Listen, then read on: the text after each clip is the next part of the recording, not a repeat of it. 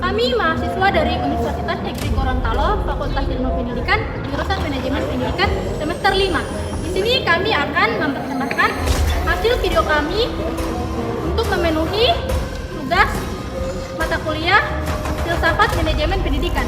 Untuk itu kita simak video berikut ini.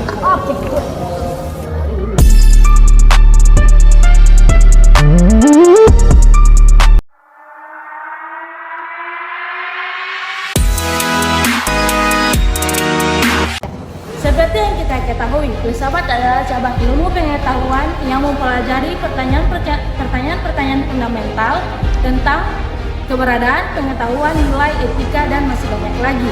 Filsafat juga melibatkan pemikiran kritis, analisis logis, dan refleksi mendalam yang mendorong kita untuk mempertanyakan hak asumsi, menggali kita yang lebih dalam lagi, dan merenungkan hal-hal yang kompleks dalam diri kita. Namun, penting untuk diingat bahwa pemahaman interpretasi tentang filsafat dapat berbeda antara individu dan aliran pemikiran. Oleh karena itu, penting untuk mempertimbangkan berbagai sudut pandang dan pendekatan untuk mempelajari manajemen filsafat.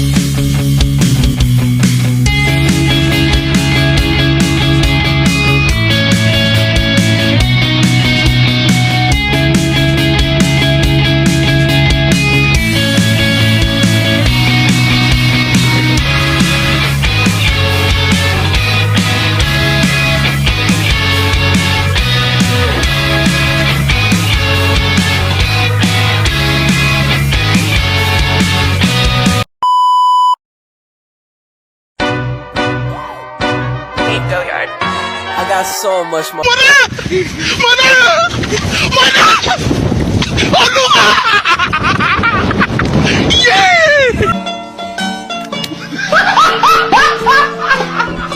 Are you ready, kids? Aye, aye, Captain! I can't hear you. Aye, aye, Captain! Oh! Fucking design on right now. Break it down, bring it back, make it clap. I got 3 old thoughts, new block, where that thing. Bitches on my line, and you know. Pada kesempatan kali ini saya akan menjelaskan materi tentang epistemologi. Epistemologi adalah cabang filsafat yang mempelajari sifat, sumber, dan batasan pengetahuan manusia. Istilah ini berasal dari bahasa Yunani, episteme yang berarti pengetahuan, dan logos yang berarti studi atau ilmu. Epistemologi berusaha untuk memahami bagaimana pengetahuan diperoleh dan bagaimana pengetahuan dapat dijustifikasi dan apa yang dapat diketahui oleh manusia. Epistemologi melibatkan pertanyaan-pertanyaan dasar seperti apa itu pengetahuan, bagaimana kita dapat memperoleh pengetahuan yang benar, dan apakah ada batasan terhadap apa yang kita ketahui, dan bagaimana kita dapat membedakan antara pengetahuan yang berdasarkan fakta dan pengetahuan yang berdasarkan keyakinan atau opini. Dalam epistemologi terdapat berbagai pendekatan dan teori yang berbeda. Beberapa pendekatan terkenal dalam epistemologi meliputi rasionalisme, empirisme, pragmatisme, dan konstruktivisme. Rasionalisme misalnya berpendapat bahwa pengetahuan bisa diperoleh melalui pemikiran rasional dan deduksi logis. Empirisme di sisi lain berpendapat bahwa pengetahuan berasal dari pengalaman dan observasi. Selain itu, epistemologi juga membahas konsep-konsep seperti kebenaran, justifikasi, keyakinan, keraguan, dan kesalahan dalam konteks pengetahuan. Epistemologi berperan penting dalam memahami dasar-dasar pengetahuan dan memberikan landasan untuk bidang-bidang lain seperti ilmu pengetahuan, filsafat, dan metodologi penelitian. dalam dunia pendidikan, tentunya epistemologi memiliki peran penting dalam memahami bagaimana pengetahuan diperoleh, dipertahankan, dan diajarkan kepada siswa. Berikut ada beberapa contoh epistemologi dalam konteks pendidikan. Yang pertama, empirisme dalam pendidikan. Pendekatan empirisme ini menekankan pentingnya pengalaman dan observasi langsung dalam memperoleh pengetahuan. Para pendidik yang mengadopsi pendekatan ini mendorong siswa untuk belajar melalui pengalaman langsung, percobaan, dan observasi, dengan keyakinan bahwa pengetahuan yang kuat didasarkan pada bukti empiris yang dapat diamati. Kemudian yang kedua, konstruktivisme. Konstruktivisme dalam pendekatan epistemologi yang berpendapat bahwa siswa secara aktif membangun pengetahuan mereka sendiri melalui proses konstruksi mental. Dalam pendidikan, pendekatan konstruktivisme menekankan pentingnya aktivitas siswa, interaksi sosial, dan refleksi dalam pembelajaran. Siswa dianggap sebagai pembangun pengetahuan mereka sendiri, bukan sebagai penerima pasif informasi. Kemudian yang ketiga, kritisme dalam pendidikan.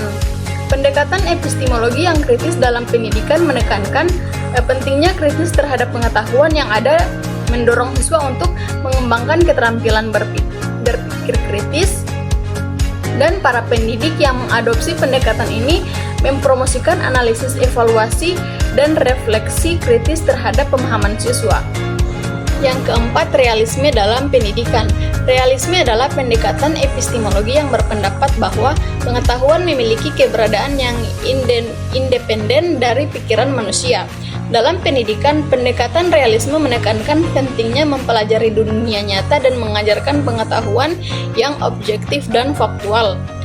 Para pendidik yang mengadopsi pendekatan ini berusaha untuk mengajarkan siswa tentang bagaimana realitas dunia yang ada di luar mereka. Ontologi merupakan salah satu bidang ilmu filosofi yang membahas tentang eksistensi dan hubungan antara entitas atau benda-benda yang ada di dunia ini. Secara keseluruhan, ontologi berfokus pada kajian tentang keberadaan dan sifat fundamental segala sesuatu yang ada, baik itu benda mati maupun hidup. Ontologi merupakan satu dari 3 cabang utama filsafat, bersama dengan epistemologi dan aksiologi, yang berusaha memahami hakikat secara sesuatu yang ada dan mencari jawaban atas pertanyaan-pertanyaan seperti apa yang membuat suatu benda menjadi benda. Dalam konteks ontologi, terdapat berbagai jenis konsep mengenai ontologi. Yang pertama, realisme ontologis, pandangan bahwa entitas atau benda-benda di dunia nyata itu benar-benar ada dan bisa diakses secara objek oleh manusia. Idealisme ontologis, pandangan bahwa keberadaan dunia luar hanya merupakan sebuah konsep subjek yang tergantung pada kesadaran dan persepsi individu. Nominalisme ontologis, pandangan bahwa istilah atau kata-kata yang digunakan untuk menggambarkan suatu entitas atau benda-benda hanyalah merupakan konvensi semata dan tidak mempunyai keberadaan yang nyata. Yang keempat, materialisme, teori yang menganggap semua fenomena di dunia ini dapat dijelaskan melalui objek material yang ada. Yang kelima, dualisme, teori yang menganggap bahwa dunia ini terdiri dari 2 jenis, entitas materi dan roh atau jiwa, yang saling melengkapi. Itulah 5 konsep dari konteks ontologi. Selanjutnya, untuk mempelajari dan memahami ontologi, seseorang perlu mengetahui konsep-konsep dasar di dalam seperti ontologi dalam filsafat, ontologi dalam matematika, dan ontologi dalam ilmu komputer. Kajian ontologi dapat membantu individu untuk mempelajari hakikat eksistensi suatu benda secara lebih mendalam dan menyeluruh. Menjelaskan mengenai apa itu aksiologi. Jadi aksiologi berasal dari kata Yunani aksion atau nilai dan logos atau teori, yang berarti teori tentang nilai. Sumantri 1996 menyatakan aksiologi adalah teori nilai yang berkaitan dengan kegunaan dan pengetahuan yang diperoleh. Menurut Kamus Besar Bahasa Indonesia, aksiologi adalah kegunaan ilmu pengetahuan bagi kehidupan manusia, kajian tentang nilai-nilai khususnya etika. Dari beberapa definisi di atas, dapat disimpulkan bahwa aksiologi merupakan teori nilai yang berkaitan dengan kegunaan dari pengetahuan yang diperoleh bagi kehidupan manusia, kajian tentang nilai-nilai sebagai tolak ukur kebenaran, etika dan moral sebagai dasar normatif penelitian dan penggalian serta penerapan ilmu. Baik, di sini saya akan menjelaskan cabang filosofi tentang logika. Logika berasal dari bahasa Yunani kuno, yakni logos. Artinya hasil pertimbangan akal pikiran yang diutarakan lewat kata dan dinyatakan dalam bahasa. Menurut Bertrand Russell dalam bukunya History of Western Philosophy, kata logika pertama kali digunakan oleh Zeno dari Citium. Russell juga menjelaskan bahwa Plato dan Aristoteles merupakan perintis lahirnya ilmu logika. Aristoteles memaknai logika sebagai ilmu tentang hukum-hukum berpikir, guna memelihara jalan pikiran dari setiap kekeliruan. Logika pada waktu itu disebut sebagai analitika dan dialektika. Dalam buku filsafat, ilmu sesuatu kajian dalam dimensi ontologis, epistemologis, dan aksiologis. Dalam Mundiri memaknai kata logika sebagai ilmu yang mempelajari metode dan hukum-hukum yang digunakan untuk membedakan penalaran yang betul dan penalaran yang salah. Dalam buku Ajar Filsafat dan Logika oleh Dwi Lestari Pardede dan kawan-kawan, dijelaskan manfaat logika yaitu sebagai berikut. Yang pertama, menganalisis dan menguji suatu pernyataan dan pengetahuan melalui aturan-aturan yang telah dipelajari. Yang kedua, menjaga manusia dalam berpikir dan berargumentasi agar tidak mengembang. Yang ketiga, mengarahkan manusia untuk berpikir secara sistematis sesuai dengan logika berpikir yang benar. Yang keempat, sebagai alat dalam mempelajari setiap ilmu pengetahuan di dunia agar manusia bisa bertindak dan bersikap terhadap objek-objek tertentu. Dan yang terakhir, mengendalikan dan mengawasi manusia terhadap penerimaan atau penolakan sesuatu yang baru. Baik, mungkin itu saja penjelasan cabang filsafat. Baik, di sini saya akan menjelaskan cabang filosofi teologi. Teologi filosofi adalah cabang dan bentuk teologi yang menggunakan metode filosofi dalam mengembangkan atau menganalisis konsep-konsep teologis. Oleh karena itu, ini mencangkup teologi natural serta perlakuan filosofi terhadap teologi ortodoks dan heterodoks. Teologi filsafat juga berkaitan erat dengan filsafat agama. Mortimer J. Adler membedakan teologi filosofi dari teologi natural. Menurutnya, yang pertama adalah teologi yang dilakukan oleh para filsuf non-Kristen, sedangkan yang kedua dilakukan oleh mereka yang sudah menjadi Kristen dan sebenarnya sedang berusaha mencari bukti rasional atas iman mereka. Bertentangan dengan pandangan Adler, Charles Taliaferro dan Chet Meister berpendapat bahwa melakukan teologi filosofi tidak boleh dibatasi oleh apakah pelakunya adalah orang yang beriman atau tidak. Karena siapa yang melakukan teologi filosofi yang mencoba mempertimbangkan apakah suatu doktrin teologis dapat masuk akal secara filosofi atau tidak.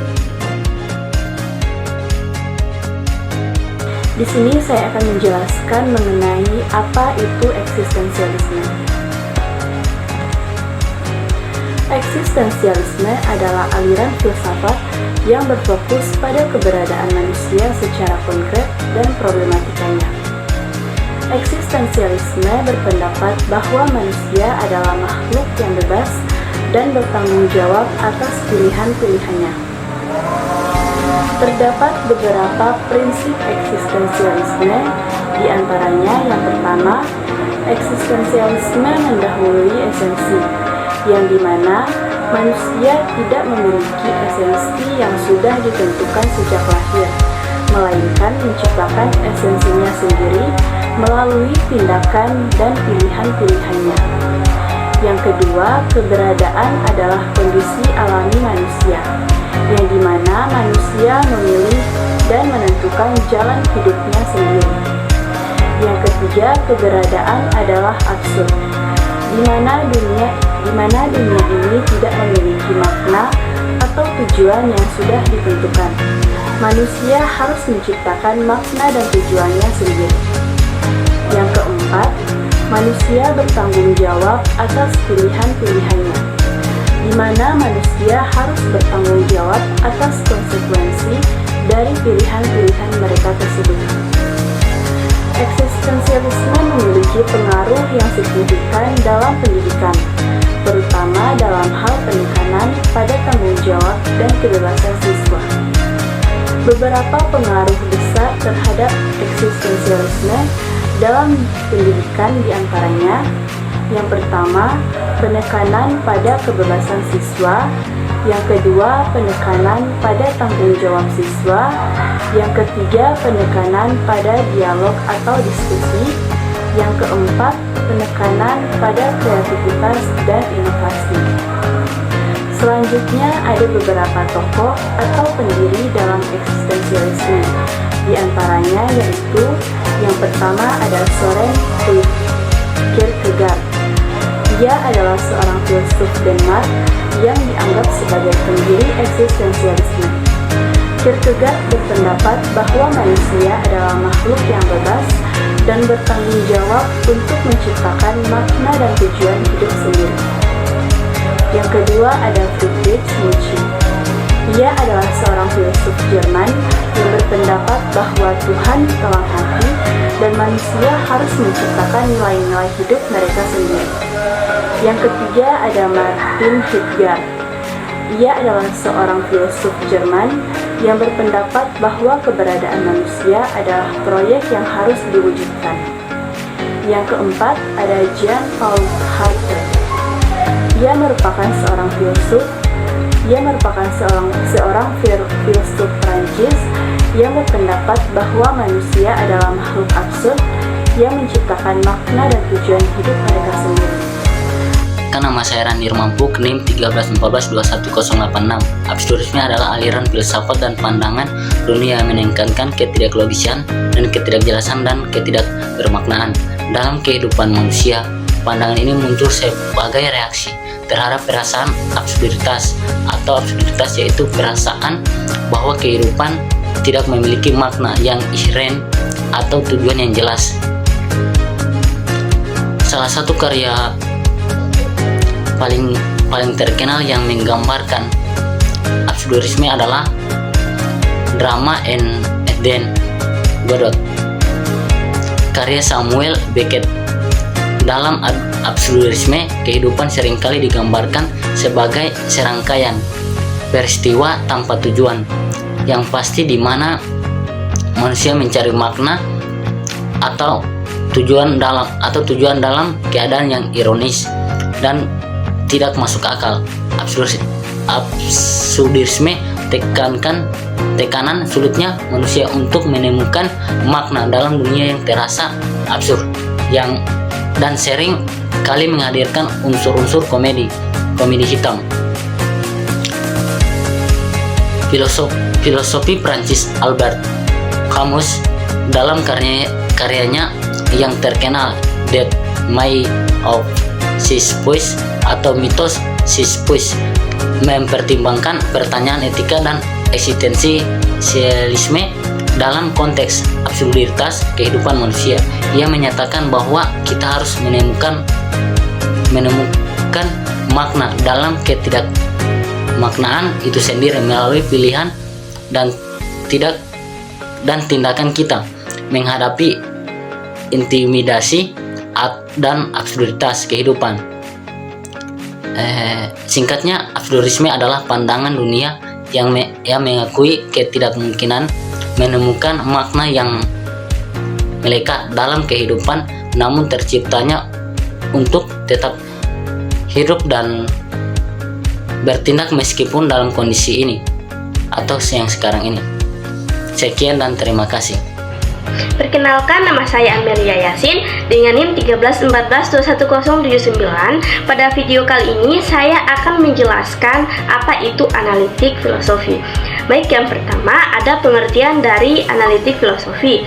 Analitik filosofi adalah aliran dalam filsafat yang memiliki fokus pada penggunaan analisis logis, bahasa, dan argumen rasional untuk menjelaskan konsep-konsep filosofi. Tujuannya untuk memahami dan mengurai permasalahan filosofis melalui analisis konsep-konsep dan pernyataan dalam bahasa.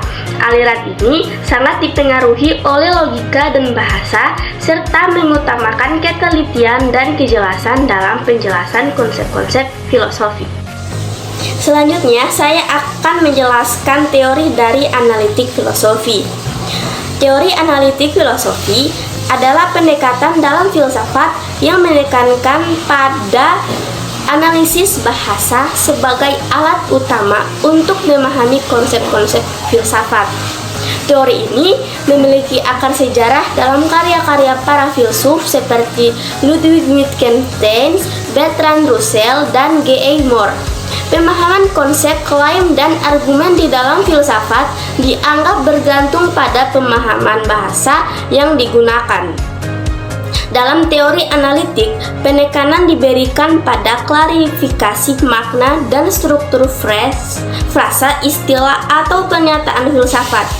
Untuk mengurai permasalahan filsafat menjadi pernyataan yang lebih sederhana dan memahami hubungan antara konsep-konsep tersebut, mereka juga sering menggunakan logika formal untuk memeriksa validitas argumen. Walaupun teori analitik filosofi telah mendominasi dunia filsafat di dunia barat sejak awal abad ke-20, penting untuk diingat bahwa ada banyak variasi dalam pendekatan ini dan sejumlah kritik dan perdebatan yang berkaitan dengannya. Beberapa filsuf analitik terkenal termasuk Willard van Orman Quine, Saul Kripke, dan Peter Singer. Selanjutnya, ada beberapa tokoh pemikir yang terkenal dalam aliran analitik filosofi, yaitu yang pertama ada Bertrand Russell, yang kedua ada Ludwig Wittgenstein, yang ketiga ada Gottlieb Frege, empat Willard van Orman Quine, Saul Kripke, Alfred Juez, Ayer, W.V.O. Quine, dan J.L. Austin. Jadi, tokoh-tokoh tersebut merupakan tokoh-tokoh yang berpengaruh dalam pengembangan analitik filosofi. Mereka telah memberikan kontribusi besar dalam bidang logika, bahasa, epistemologi, dan filsafat matematika.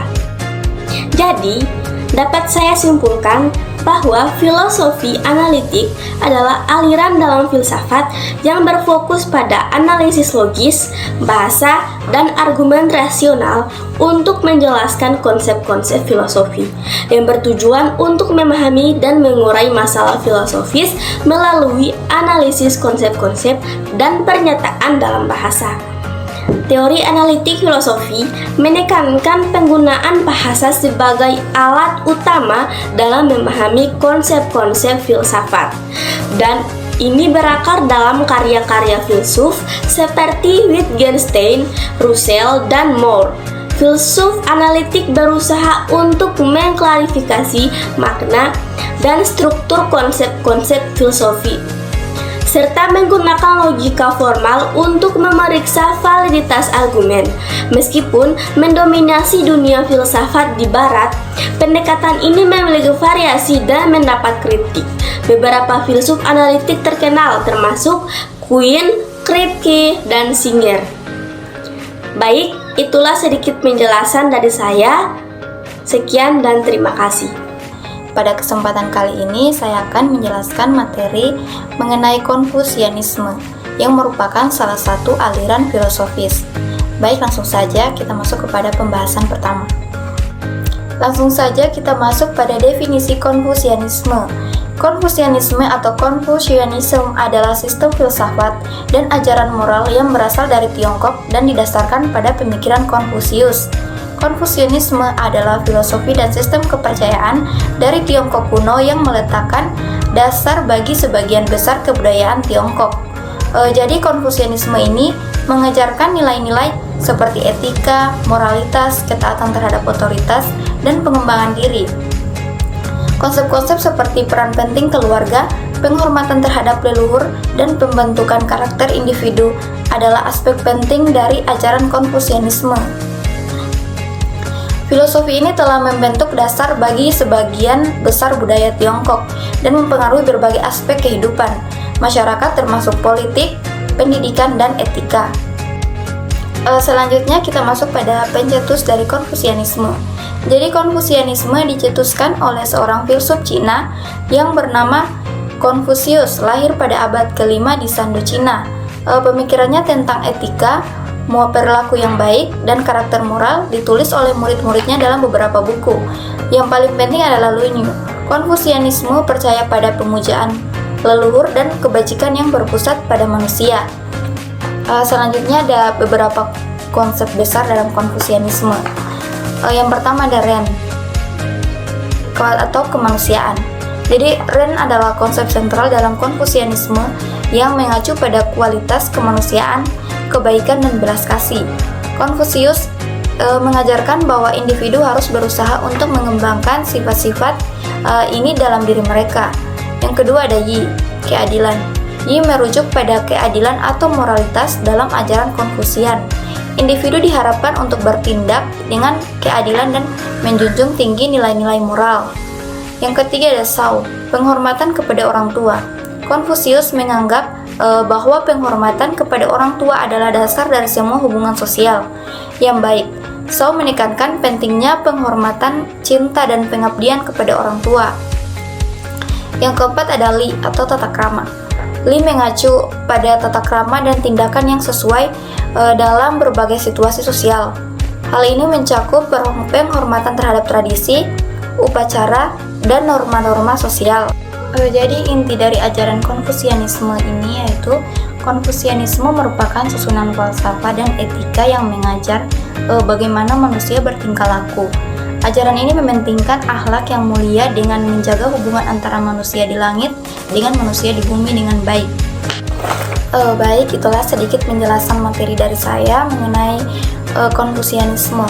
Saya akan memaparkan materi mengenai Taoisme.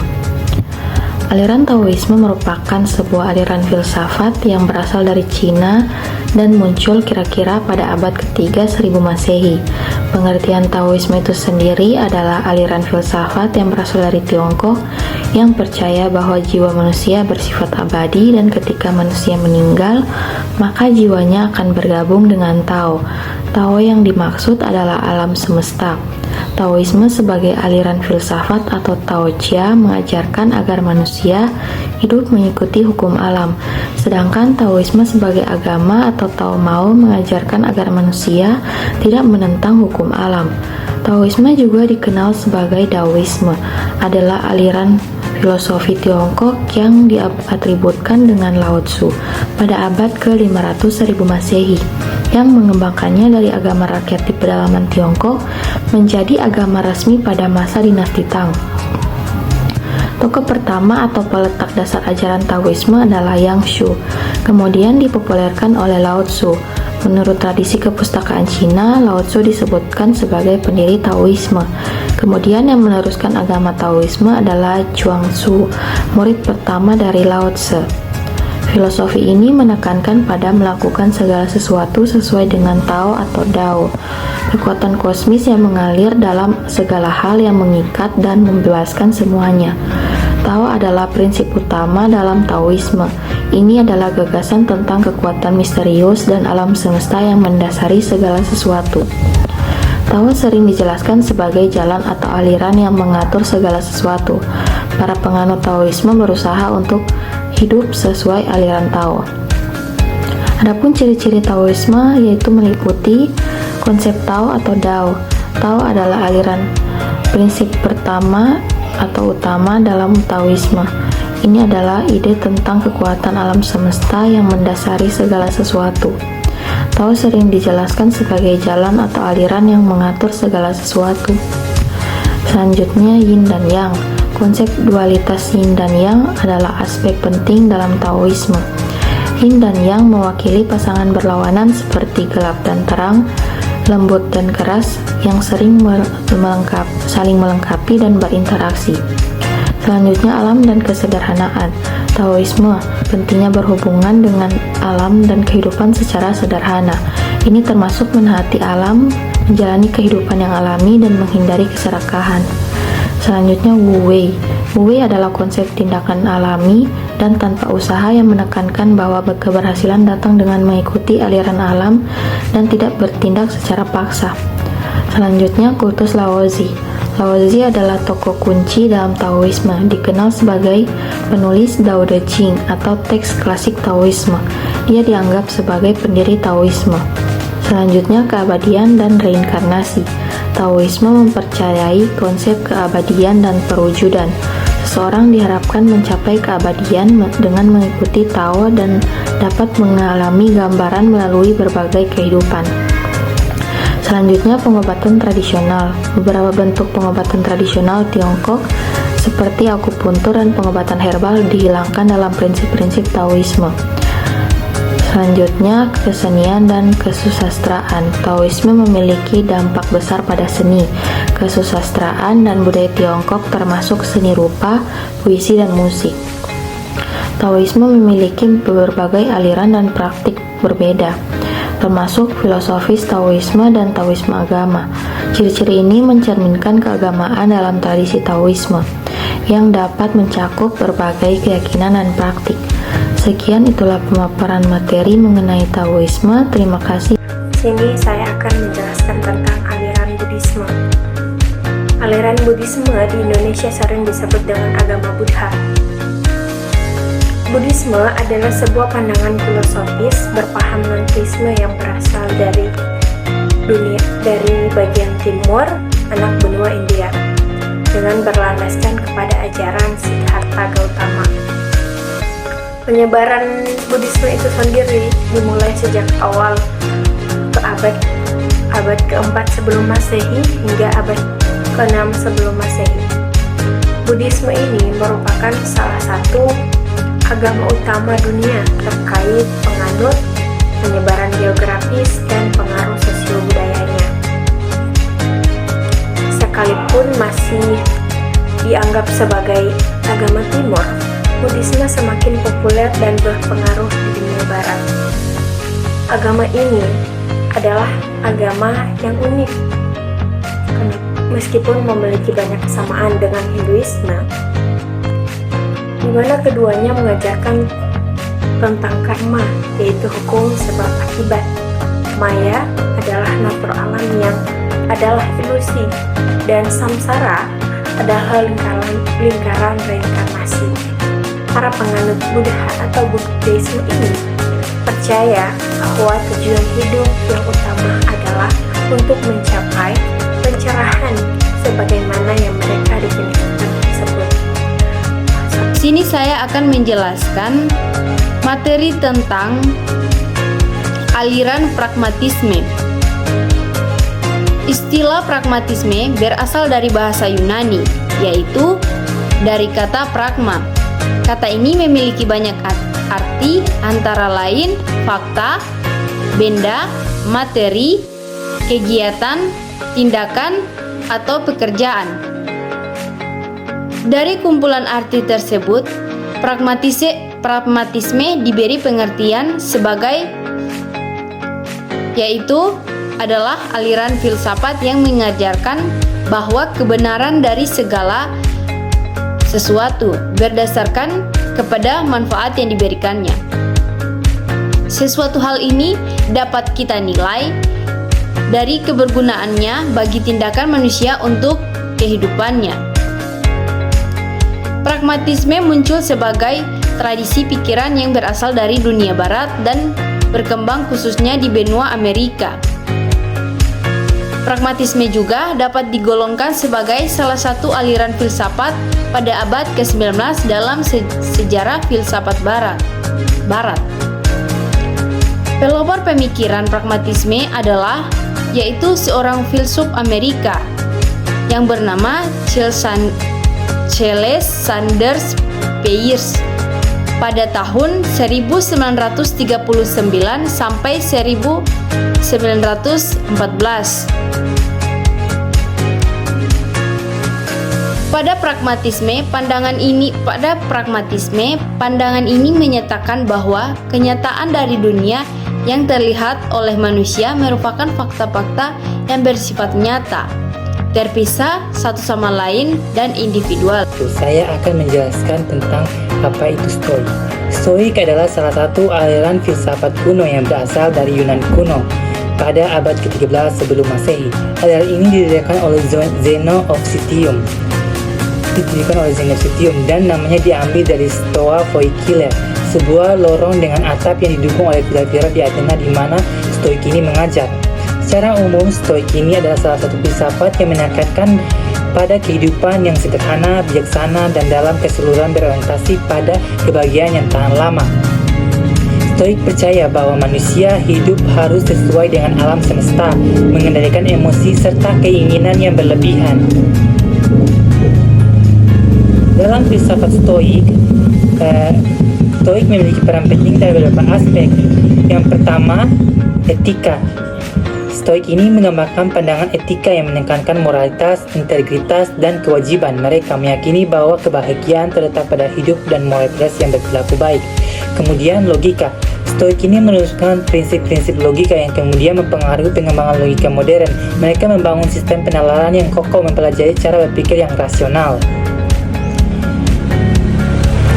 Peran Stoik dalam kehidupan sehari-hari.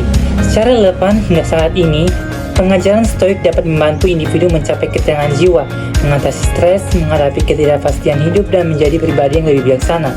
Stoik juga mendorong individu untuk memfokuskan pada hal-hal yang dapat mereka kendalikan dan menerapkan prinsip-prinsip kebijaksanaan dan mengambil keputusan sehari-hari. Kemudian saya akan menjelaskan tentang bagaimana Stoik ini diaplikasikan dalam dunia pendidikan. Nah, yang pertama dengan mengajarkan ketahanan mental pada siswa. Dalam pendidikan penting untuk mengajarkan siswa tentang pentingnya memiliki ketahanan mental.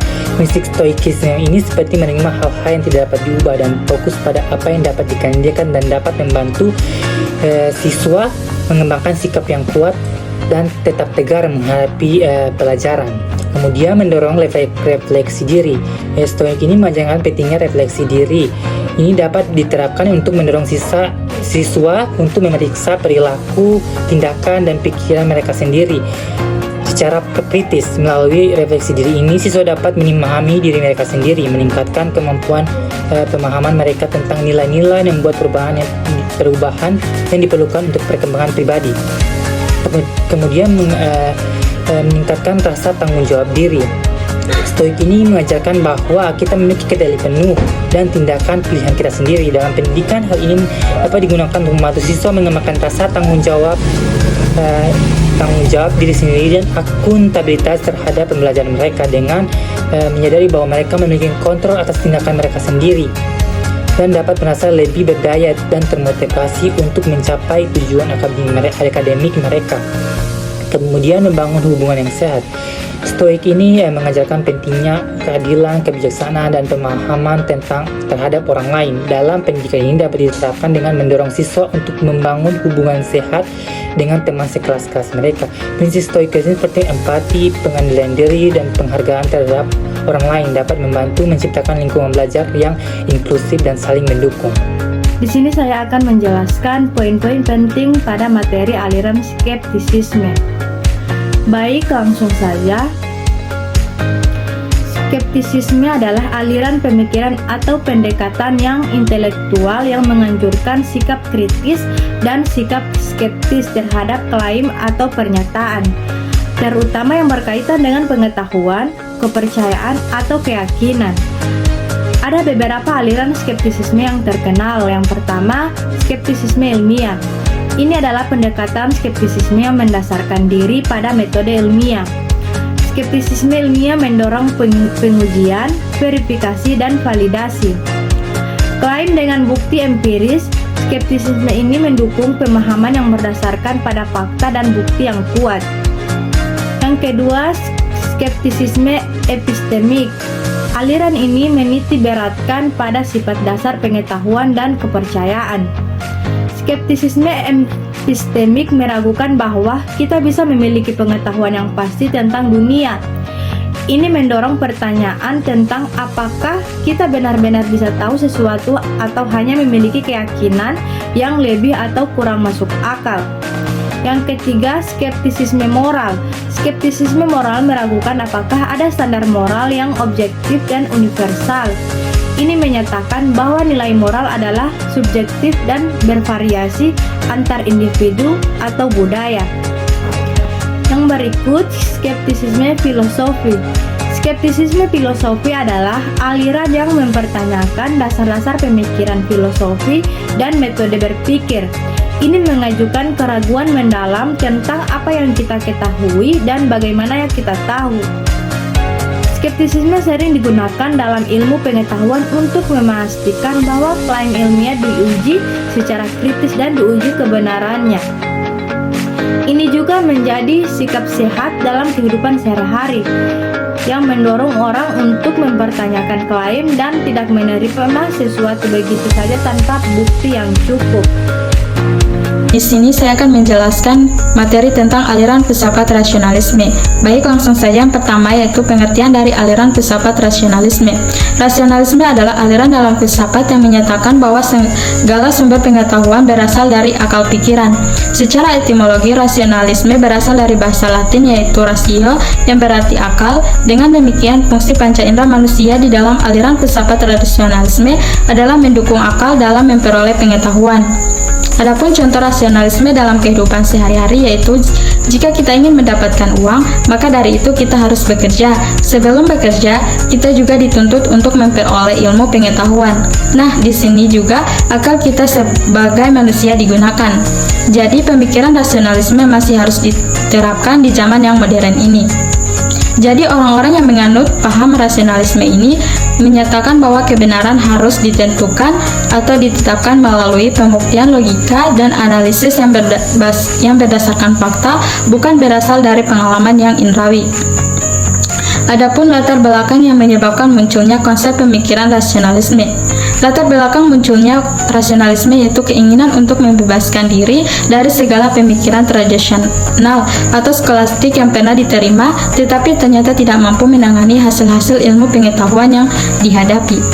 Selanjutnya yaitu terdapat pemikiran beberapa tokoh terkenal dalam aliran filsafat rasionalisme, yaitu yang pertama Descartes, menekankan sumber pengetahuan yang dapat dipercayai adalah akal.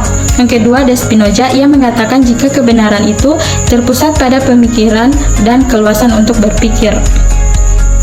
Yang ketiga, Leibniz. Pemikiran Leibniz yang terkenal adalah monadologinya. Ucapan yang terkenal adalah sesuatu harus mempunyai alasan, bahkan Tuhan pun harus mempunyai alasan menciptakan alam semesta ini. Selanjutnya ada ciri umum aliran filsafat rasionalisme, yaitu yang pertama, mengutamakan penalaran di dalam memperoleh pengetahuan. Yang kedua, banyak menggunakan logika deduktif. Yang ketiga, penalaran berlangsung secara diskursif dan intuitif. Yang keempat, dunia adalah keseluruhan yang teratur yang rasional. Adapun kelebihan dan kekurangan aliran filsafat rasionalisme. Yang pertama, kelebihan filsafat rasionalisme yaitu mampu menyusun sistem-sistem kefilsafatan yang berasal dari manusia. Kemudian rasionalisme memberikan kontribusi pada mereka yang tertarik untuk menggeluti masalah-masalah dalam filosofi. Yang kedua yaitu kelemahan aliran filsafat rasionalisme, yaitu adalah memahami objek di luar cakupan rasionalitas, sehingga titik kelemahan tersebut mengundang kritik tajam, sekaligus memulai permusuhan baru dengan sesama pemikir filsafat yang kurang setuju dengan sistem-sistem filosofi yang subjektif. Selanjutnya yaitu hubungan filsafat rasionalisme dengan ilmu pengetahuan. Hubungan ilmu pengetahuan dan filsafat saling berkaitan karena semuanya merupakan kegiatan manusia. Hubungan keduanya diibaratkan filsafat sebagai induknya, sedangkan ilmu pengetahuan sebagai anak filsafat. Karena filsafat sifatnya lebih luas atau universal objeknya, sedangkan ilmu pengetahuan objeknya terbatas karena hanya di dalam bidang tertentu. Filsafat dengan ilmu pengetahuan dapat saling bertemu sebab keduanya menggunakan metode pemikiran reflektif dalam usaha untuk menghadapi fakta, dunia, serta kehidupan.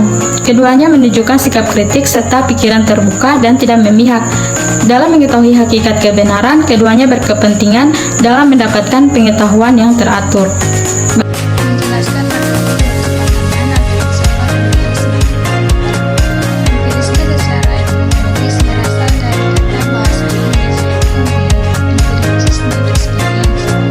Kata-kata ini berakar dari kata bahasa Yunani yaitu empiri yang berarti pengalaman. Menurut A.R. Laci, berdasarkan penelitiannya, empirisme adalah aliran dalam filsafat yang berpandangan bahwa pengetahuan secara keseluruhan atau parsial didasarkan kepada pengalaman yang menggunakan indera. Saya Wulandari Abaluntu akan menjelaskan aliran filosofi yaitu tentang postmodernisme. Postmodernisme adalah suatu aliran pemikiran dan pendekatan yang menentang pandangan modernisme yang dominan pada masa sebelumnya. Dalam konteks seni dan sastra, postmodernisme sering dikaitkan dengan pemberontakan terhadap narasi linear dan kebenaran objektif. Pada tingkat teoritis, postmodernisme menekankan perlunya mempertanyakan dan meragukan keyakinan dan nilai-nilai yang dianggap sebagai kebenaran mutlak. Hal ini mencakup kritik terhadap grand naratif atau cerita besar yang mengklaim memiliki penjelasan universal tentang dunia. Dalam seni dan sastra, postmodernisme diwakili oleh karya-karya yang merusak batasan-batasan genre, mencampurkan berbagai gaya dan teknik, dan seringkali menggunakan intertekstuality atau referensi terhadap karya-karya lain. Dalam konteks sosial dan politik, postmodernisme juga melibatkan kritik terhadap hierarki, otoritas, dan kekuasaan yang ada. Dalam bidang seni, postmodernisme mengguncang paradigma seni modern dengan menolak gagasan tentang kebenaran absolut dan kesempurnaan. Sebaliknya, seni postmodernisme cenderung menggabungkan berbagai gaya, teknik, dan elemen dari berbagai tradisi seni yang berbeda. Hal ini mencerminkan keragaman dan pluralitas dalam budaya kontemporer. Dalam bidang sastra, postmodernisme menantang struktur naratif tradisional dengan menggabungkan berbagai jenis teks, menggoyangkan batasan antara fiksi dan realitas dan menggunakan teknik seperti intertekstualitas dan metafiksi. Postmodernisme juga seringkali mengeksplorasi tema-tema seperti ketidakpastian, ketidakstabilan, dan keragaman identitas. Dalam bidang arsitektur, postmodernisme menolak prinsip-prinsip desain modern yang mengedepankan kebersihan, kesederhanaan, dan kejelasan bentuk arsitektur. Postmodernisme cenderung menggabungkan elemen-elemen arsitektur tradisional dan kontemporer, menciptakan bangunan yang kompleks, berwarna-warni, dan penuh dengan referensi budaya. Pengaruh postmodernisme juga dapat ditemukan dalam bidang-bidang lain, seperti filsafat, sosiologi, dan antropologi.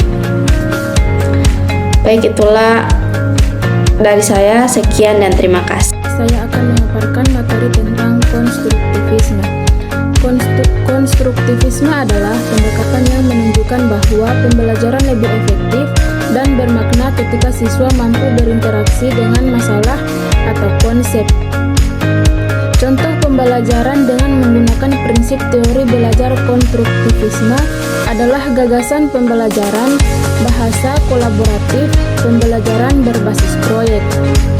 Penerapan teori belajar konstruktivisme mengembangkan kegiatan inquiry di semua topik pembelajaran, memunculkan rasa keingintahuan peserta didik terhadap suatu permasalahan melalui dengan bertanya, membentuk masyarakat belajar atau belajar dengan kelompok-kelompok tertentu. Menurut Bindel dan Fischer, berpendapat bahwa konstruktivisme mencirikan perolehan pengetahuan sebagai produk dari aktivitas perorganisasian dan sel kreatif individu dalam lingkungan tertentu. Konstruktivisme memiliki karakteristik perolehan pengetahuan sebagai produk dari kegiatan organisasi itu sendiri oleh individu. Ciri khas dari karakteristik konstruktivisme yaitu yang pertama belajar aktif, yang kedua bersifat otentik dan situasional, yang ketiga menarik dan menantang, yang keempat mengaitkan pengetahuan lama dengan informasi, yang kelima merefleksikan pengetahuan, yang keenam guru dapat memberikan bantuan dalam menempuh proses belajar. Penerapan teori konstruktivisme dalam pembelajaran bertujuan untuk menciptakan pemahaman yang baru dengan menurut aktivitas dan produktif dalam konteks nyata. Hal ini tentunya akan mendorong peserta didik untuk berpikir ulang dan mendemonstrasikannya. Peran guru. Menurut pandangan konstruktivisme, seorang pengajar atau guru atau dosen berperan sebagai mediator dan fasilitator yang membantu proses belajar siswa dan mahasiswa agar berjalan dengan baik. Strategi pendekatan konstruktivisme menekankan bahwa peranan utama dalam kegiatan belajar adalah aktivitas mahasiswa dalam mengkonstruksi pengetahuannya sendiri. Segala sesuatu seperti bahan, peralatan, lingkungan, dan fasilitas lainnya disediakan untuk membantu pembentukan tersebut. Ini saya akan menjelaskan singkat tentang aliran progresivisme. Progresivisme berasal dari kata progres yang berarti kemajuan. Progresivisme merupakan suatu aliran yang menekankan bahwa pendidikan bukanlah sekedar pemberian sekumpulan pengetahuan kepada peserta didik, tapi hendaklah berisi aktivitas-aktivitas yang mengarah pada pelatihan kemampuan berpikir mereka, sedemikian rupa sehingga mereka dapat berpikir secara sistematis melalui cara-cara ilmiah seperti memberikan analisis. Aliran progresivisme didirikan pada tahun 1918. Aliran ini berpendapat bahwa pengetahuan yang benar pada masa kini mungkin tidak benar pada masa yang mendatang. Pandangan yang dimiliki aliran progresivisme menitik beratkan pada manfaat praktis, menekankan pada metode formal, belajar mental, dan sastra klasik peradaban barat. Aliran progresivisme tentang pendidikan terdiri dari dua, yaitu realisme spiritualistik dan humanisme baru. Realisme spiritualistik berkeyakinan bahwa gerakan pendidikan progresif bersumber dari prinsip-prinsip spiritualistik dan kreatif dari Froebel dan Montessori, serta ilmu baru tentang perkembangan anak. Sedangkan humanisme baru menekankan pada penghargaan terhadap harkat dan martabat manusia sebagai individu. Tujuan pendidikan progresivisme untuk memberikan banyak pengalaman kepada peserta didik dalam upaya pemecahan masalah yang dihadapi di lingkungan sehari-hari. Baiklah, itulah penjelasan singkat tentang aliran progresivisme. Di sini saya akan menjelaskan sedikit tentang aliran filsafat feminisme. Seperti yang kita ketahui, feminisme adalah sebuah kata sifat yang berarti kewanitaan atau untuk menunjukkan sifat perempuan. Feminisme merupakan aliran pergerakan wanita yang memperjuangkan hak-hak perempuan. Sebelumnya, gagasan bahwa perempuan tidak setara dengan laki-laki sudah ada sejak abad ke-4 sebelum Masehi. Masyarakat Yunani kuno menempatkan perempuan sebagai sosok yang inferior. Itu mengapa setiap ada pemilihan umum, perempuan tidak pernah dilibatkan. Perempuan dianggap tidak memiliki rasionalitas seperti laki-laki. Bukan cuma itu, perempuan yang sudah menikah ditempatkan sebagai sosok yang harus tunduk terhadap suaminya. Hukum di Athena pun membiarkan seseorang suami untuk bertindak sesuka hati, termasuk untuk berbuat zina dengan pelacur. Sebaliknya, jika perempuan yang berbuat zina, si suami berhak membunuh istrinya. Itu. Soal warisan pun demikian. Perempuan tak berhak memperoleh warisan dari orang tuanya. Yang terjadi justru perempuan itu sendiri yang menjadi barang warisan. Belum lagi mengenai pendidikan. Perempuan tak pernah mendapatkan itu. Filsafat dan kebijaksanaannya pun hanya untuk laki-laki, sementara perempuan dituntut untuk berada di rumah dan mengasuh anak-anak mereka. Praktik semacam itu tentunya aneh jika diterapkan saat ini, namun masyarakat Yunani kuno berpandangan bahwa tubuh perempuan adalah milik laki-laki. Ungkapan "my body is not mine" menemukan maknanya di masa itu. Aristoteles pun tak menyangkal praktik sosial tersebut. Alih-alih membela perempuan, dia justru menegaskan bahwa perempuan bukanlah manusia yang sesempurna laki-laki. Penegasan itu yang lantas dikentalkan menjadi sebuah karya filsafat seperti dalam politik. Sejak saat itu, filsafat barat adalah filsafat yang berperspektif laki-laki. Berbeda dengan Aristoteles, Plato justru menciptakan sedikit celah untuk kesetaraan perempuan dalam republik. Guru dari Aristoteles itu mengungkapkan perempuan dan laki-laki berbeda dalam kekuatan dan virtue atau keutamaan. Namun, dia percaya bahwa rasionalitas perempuan bisa menyamai laki-laki jika memperoleh pendidikan. Jika kita menginginkan perempuan bisa bekerja seperti pria, maka kita harus mengajarkan mereka hal yang sama, kata Plato. Feminisme lalu memiliki banyak sekali aliran. Ada feminisme liberal, ekofeminisme, feminisme anarkis, feminisme marxis, feminisme radikal, feminisme postmodern, serta banyak lagi lainnya. Agenda yang dibawa sejumlah aliran feminisme itu pun jadi kian beragam. Dalam feminisme liberal misalnya, isu yang diangkat adalah soal perempuan yang mestinya punya peran dalam proses legislasi. Feminisme liberal memperjuangkan agar perempuan masuk ke dalam lembaga eksekutif maupun parlemen. Di Indonesia, gagasan feminisme liberal itu terwujud dalam kuota 30% perempuan di kepengurusan partai politik. Saat mengajukan caleg, parpol pun dituntut untuk mengakomodasi kuota tersebut. Sementara itu, feminisme radikal justru mengajukan gagasan untuk membongkar tatanan masyarakat.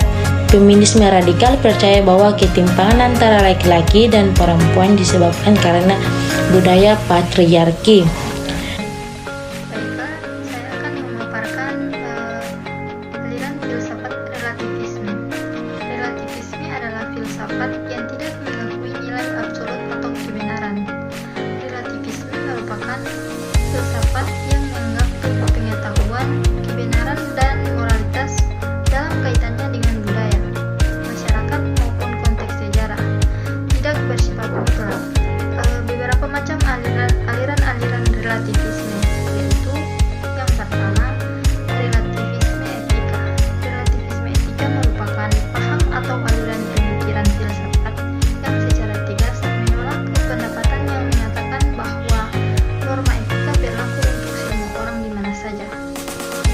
Somalis telah memberikan definisi yang cukup mudah dipahami, yaitu relativisme etika adalah pandangan bahwa tidak ada prinsip etika yang benar secara universal. Kebenaran semua prinsip etika bersifat relatif terhadap budaya atau individu tertentu. Sebagai contoh, membunuh itu tidak benar dan juga tidak bisa salah dan juga bisa salah, tergantung apa tujuan orang melakukan pembunuhan tersebut. Yang kedua, relativisme budaya.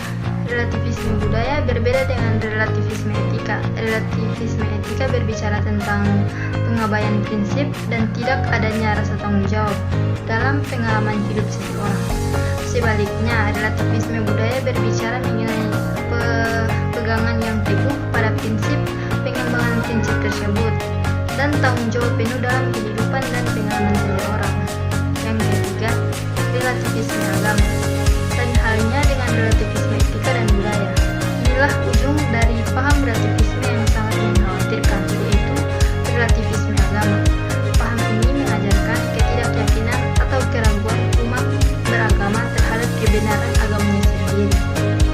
Inilah akar dari pemikiran pluralisme agama yang menyebut kebenaran relatif dari semua agama. Kritik terhadap paham relativisme dengan melihat dampak relativisme yang sudah dijelaskan di atas, ternyata paham relativisme ini sangat berbahaya bagi masyarakat awam. Penekanannya, kerangka kerja yang menentukan apakah suatu itu benar atau tidak. Baiklah, di sini saya akan memaparkan materi terkait aliran realisme. Jadi realisme berasal dari kata dalam bahasa Inggris yaitu real atau nyata. Dapat diartikan juga yang ada secara fakta, tidak dibayangkan atau diperkirakan.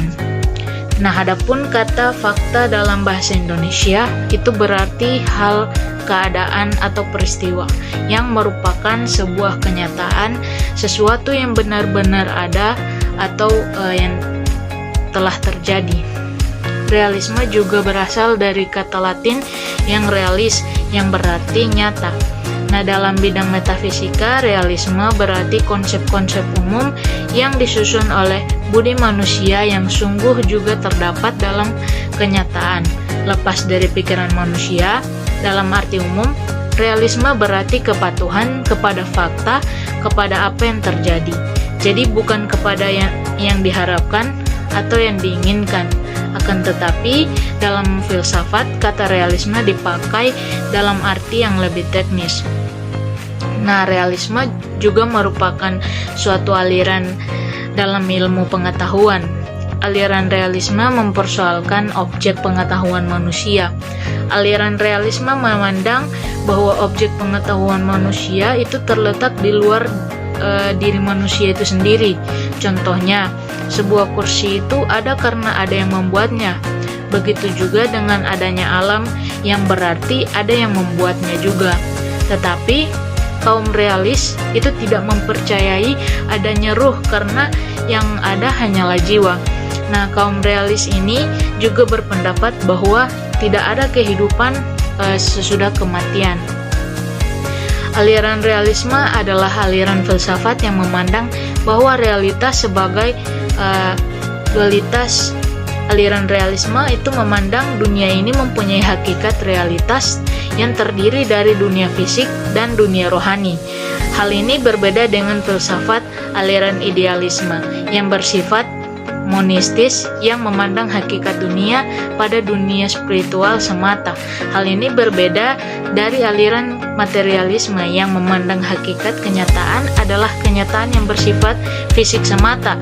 Nah, menurut aliran realisme, pengetahuan adalah gambaran atau kopi yang sebenarnya dari apa yang ada dalam alam nyata atau dari fakta atau hakikat. Ada beberapa jenis-jenis aliran realisme. Yang pertama, kecenderungan kepada materialisme dalam bentuknya yang modern. Yang kedua, kecenderungan terhadap idealisme.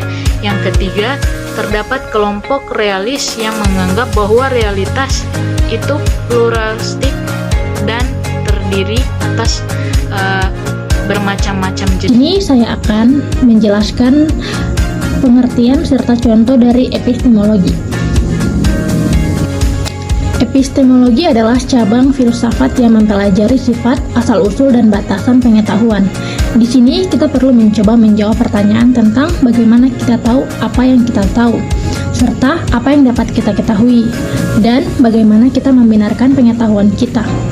Nah, epistemologi ini melibatkan analisis konsep seperti keyakinan, kebenaran, keraguan, justifikasi, dan metode pengetahuan.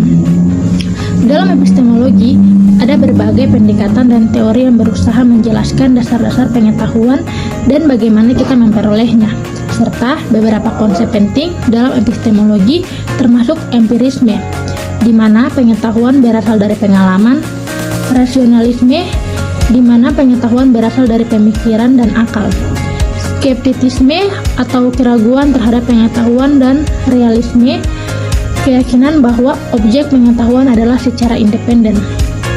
Dengan demikian, epistemologi adalah bidang filsafat yang memeriksa cara kita memahami, membenarkan, dan membangun pengetahuan kita, serta hubungannya dengan dunia